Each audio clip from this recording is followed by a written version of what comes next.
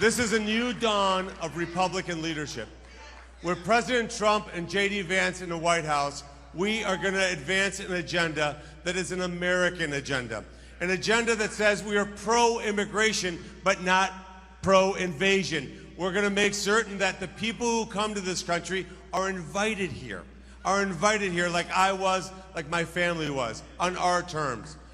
We're going to make this country an energy-dominant nation so that my kids do not grow up in a country where we ever rely on a foreign nation for energy ever again. And we have that energy right here in Ohio. That means coal, that means natural gas, it means oil, and it means nuclear. And in terms of EV mandates, they need to be gone first thing in January. And we're going to make certain that we tell California, you don't get to dictate to the whole country what our emission standards are. We're going to dictate that at the federal level, and we're going to allow consumers to pick the kind of car they want. Look, the other piece that I want to talk about is what President Trump has brought to this country, which is peace and stability around the world. America will be a leader in the world, will always be a leader in the world. American leadership has made the planet safer, more prosperous, and more secure than at any point in human history. But it means that we ensure peace through strength. The weakness of Joe Biden and Kamala Harris is rejected, and I know that from whether it's in Jerusalem or Kiev or anywhere else on earth or Taiwan, they're cheering this election because they know American strength will ensure peace around the world.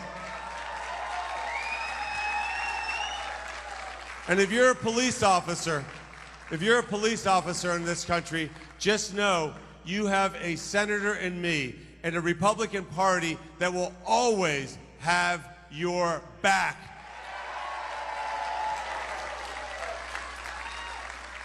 And we got rid of Chuck Schumer tonight, but pretty soon we're going to get rid of another couple people that need to be gone.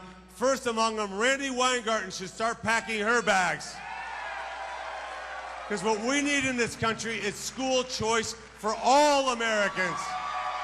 We need to make certain that we honor teachers, They're doing great work in every corner of the country. Teachers are our front line. Unfortunately, they have a teachers union that doesn't care about them. We're going to make certain we empower teachers to teach our kids what they need to do. And that means getting the federal government out of the way and allowing states to take on responsibility. And finally, I'm going to say this. We're $36 trillion in debt. This is not sustainable. We cannot continue on this fiscal path. What we're going to do is massively reduce the size and scale of the federal government, and we're going to do it from Congress, because it's Congress that has the power of the purse. Now, that starts by getting rid of agencies that we don't need, relocating them out of Washington, D.C. We're going to have a bold and ambitious agenda for the Republican Party.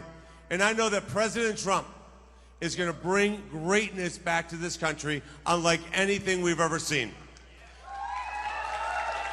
So, President Trump, if you're watching, thank you. Thank you for being decisive in my primary. Thank you for being the greatest president of my generation. And thank you for the sacrifices that you've made for this country. This country owes Donald J. Trump a debt of gratitude. And to Senator J.D. Vance,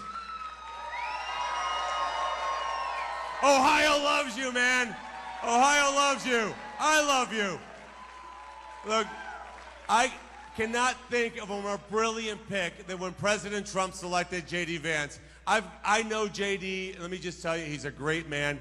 He is going to be an incredible vice president. I can't wait to have him leave his office so I can be the senior senator from Ohio.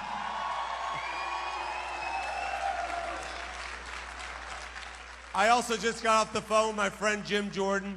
Jim is a great human being, a great power here in Ohio. Jim Jordan, thank you so much for what you've done. I'd also like to thank my campaign team. We built the greatest campaign team out there. And if you're watching this and you want to go to Washington, D.C., and you're from Ohio, and you want to go down there to make a difference, let's talk tomorrow. Let's talk tomorrow.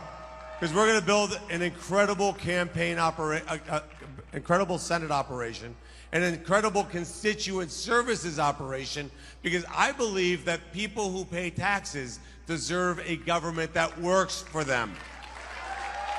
I'm going to say one last thing.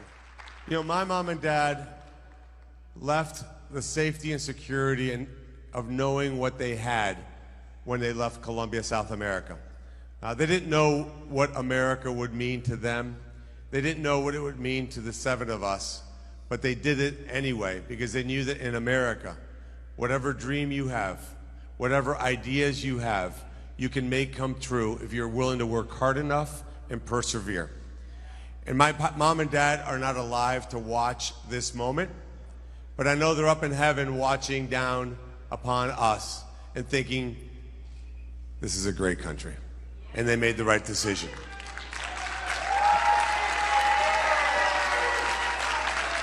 And I know for one person that my mom and dad would be looking down and saying, this is an amazing thing, is my sister Vicky. We'd be so proud of you, Vicky, for everything that you've done. You've been kind of our substitute mom along the way. Look, Vicky, you were almost like my mom growing up, because both my parents worked really, really hard. So Vicky was the one who would make sure that I always stayed true to myself. My brother Luis, thank you for your leadership and guidance.